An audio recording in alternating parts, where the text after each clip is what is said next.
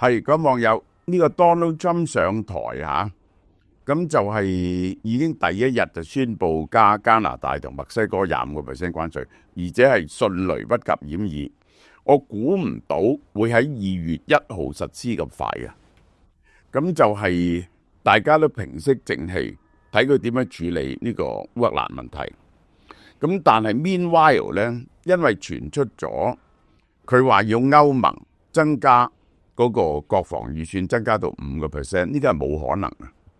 冇一個國家除咗俄羅斯同埋烏克蘭，因為打緊仗，個國防預算去到5%嘅，以色列都冇，美國都係3%啫。呢個呢就係即係可以覺得呢係根本係揾藉口找歐盟嘅麻煩，然後呢就好可能呢就係增加歐盟嘅關稅啦。咁就係日本同韓國都好擔心呢個 Donald Trump 就係要求佢哋負擔更重嘅軍費，如果唔係咧又加佢哋關稅，呢個係啊。咁同埋呢個 Donald Trump 唔支持呢個烏克蘭，就令到啲盟友好重大嘅疑慮，因為你今日可以唔支持烏克蘭，聽日你會唔會支持日本、韓國咧？如果受到中共嘅打擊，咁就你會唔會為台灣而戰呢？呢啲真係好嚴肅嘅問題。咁如果美國，因為 Donald Trump 曾經講過，呢個台灣距離中國只係100幾里，而台灣距離美國係萬幾里，成萬里，兩個咧唔可以比較。所以咧，美國咧係好難去保護台灣，亦都好難呢。Donald Trump 成日都話唔可以死人，唔可以死人。如果有人即係打你咧，最好就講和嘅，係唔意思係咪咁啊？如果受到侵略，你最好咧就雙方唔好死人啦。咁咧就係割啲領土啊，講和啊，讓出啲利益咪得咯，就咁。亦都唔會死美國，更加唔會死美國人。喺咁嘅情形之下呢，我哋見到呢個歐盟同日本嘅外交政策出現一啲微妙嘅變化。歐盟嘅變化呢，就喺立陶宛嘅問題上面。大家知2021年呢，立陶宛同台灣啊就交換咗代辦處，就叫台灣代辦處，而唔係台北。咁於是呢，就係中共整咗好多手段去整立陶宛，譬如啲火車又唔去啊，貿易上又加以制裁啊咁。咁歐盟咧就去呢一個世貿組織，就係去告呢一個中國。喺2022年咧，結果就因為2022年係因為技術問題停咗。而家咧，如果停咗超過1年咧，就係呢單嘢就冇得再講啦。咁而家仲有1-2個禮拜就到期，而家似乎咧歐盟咧就由得呢單嘢咧就過去喎，即係唔再同中國打官司喎。咁立陶宛就話，因為佢唔係當事人，提出嘅就係歐盟，咁所以只能夠歐盟決定。歐盟咧就話等馮德萊恩決定，但 anyway。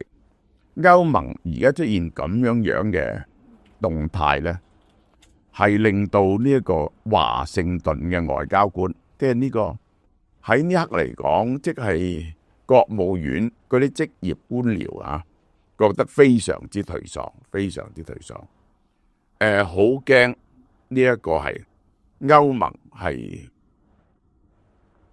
越疏遠華盛頓，而同中共交朋友，咁樣呢，就係，如果係咁嘅情況之下呢，你知歐盟係世界上，如果你計歐盟係一個經濟體嘅話呢，佢係世界上第2大經濟體係歐盟，佢同美國爭1-2%嘅啫。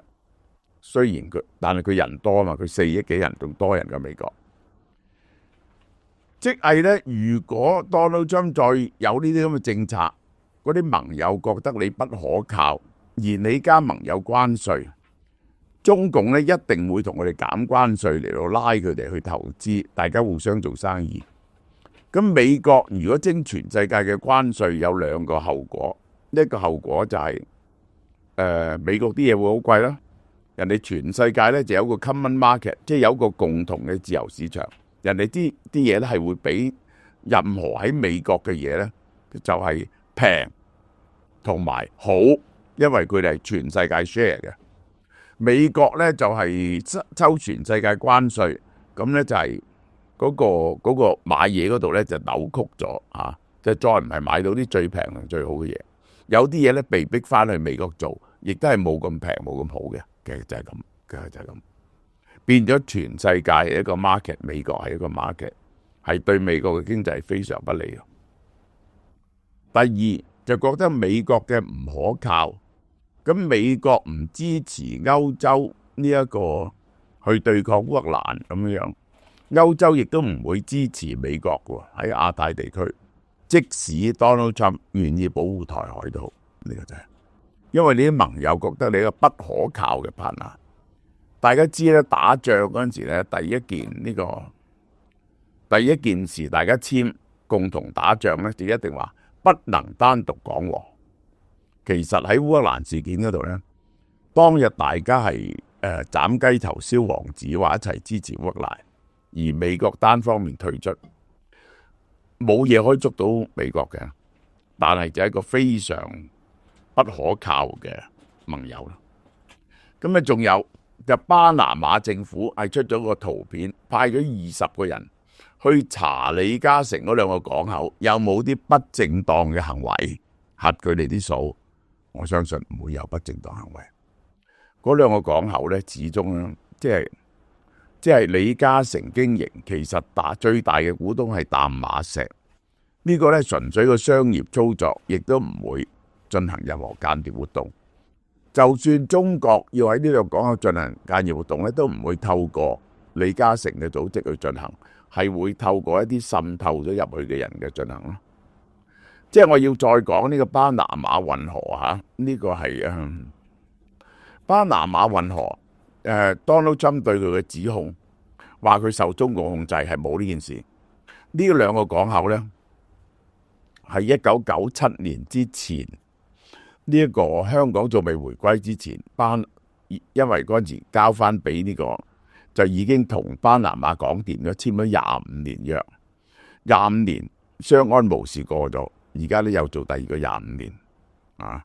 呢個咧就係嗰個港，呢個兩個港口並不控制條運河，係運河出嚟可以囤積貨物嘅港口啫。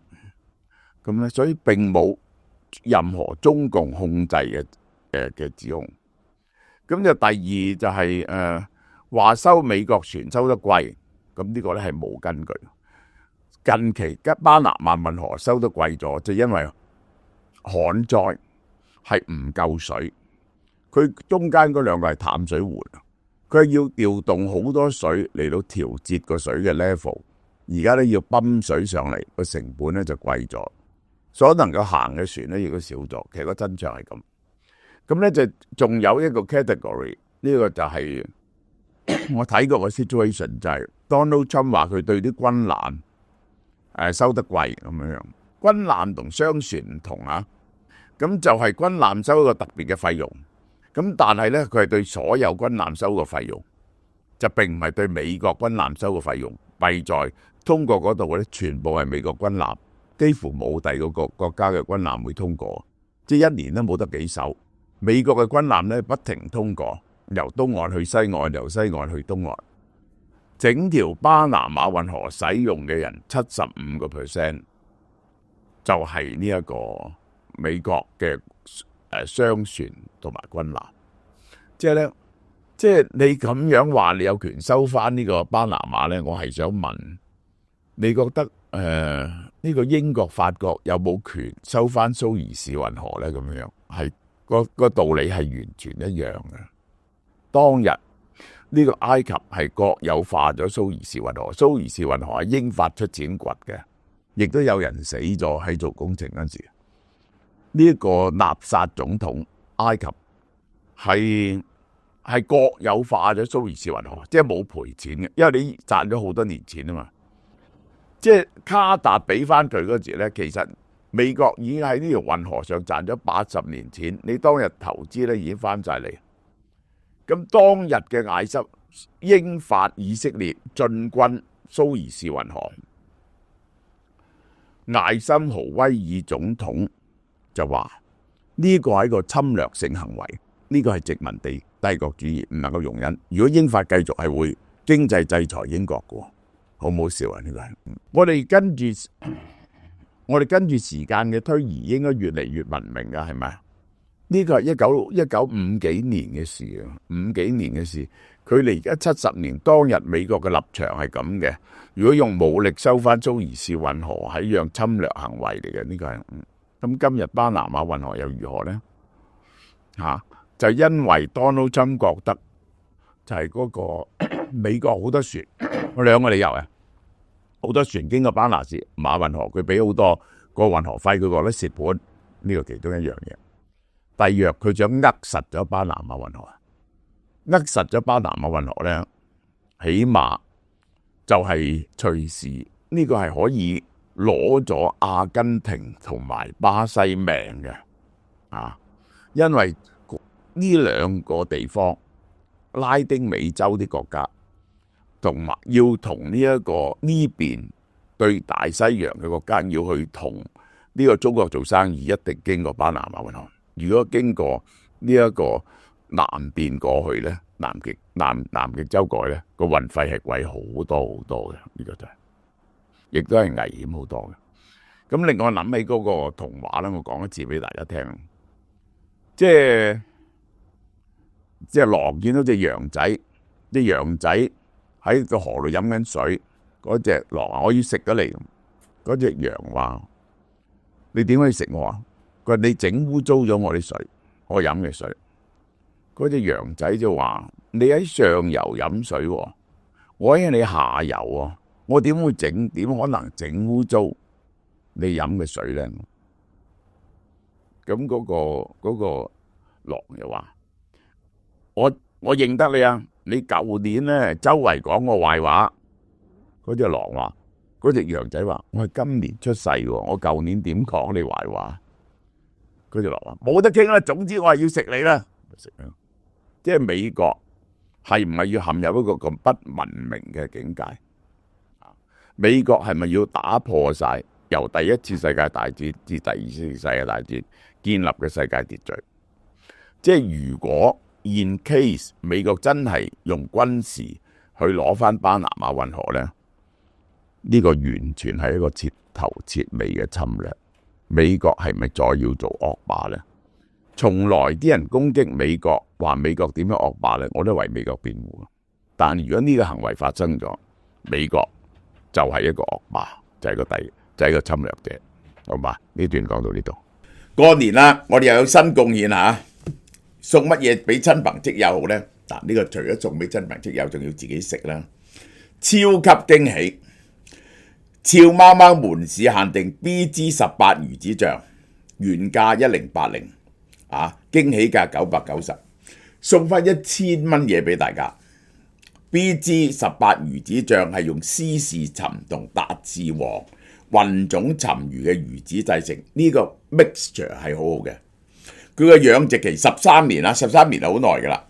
魚子直徑3mm 以上，每粒都係淺至深嘅琥珀色。鹹味2.8至3，質地絲滑柔軟細膩，口感 creamy， 全天然產品。好，今次送咩呢？呢一個比頓山莊紅酒，一支價值670蚊。法國波爾多紅酒靚酒區，比頓山莊紅酒200年歷史。呢一個2018嘅混合葡萄紅酒係赤霞珠同品麗珠兩種葡萄同主葡萄梅洛做成嘅。個紅酒紅寶石顏色，呢一個香氣成熟嘅水果味同烤橡木桶嘅幽香，口感豐富，非常厚實，入口有黑加侖子、布冧同黑朱古力嘅味道。再送乜嘢？日本兵庫丸雙生生蠔，哇！愛嚟送呢一個。送呢個同埋魚子醬一齊食真係好啦，200g 價值99蚊。仲有日本岩手縣澳綠牛 A5 火鍋片BMS 7-8，200g 價值208蚊。仲有韓國 High Rim 香酥雞塊480g 價值59蚊。送完即止啊！呢、個咁抵嘅嘢賣990蚊魚子醬，送翻1000蚊嘢俾你，呢個係只限門市。過年賣大包唔緊要，個個開心嘅年。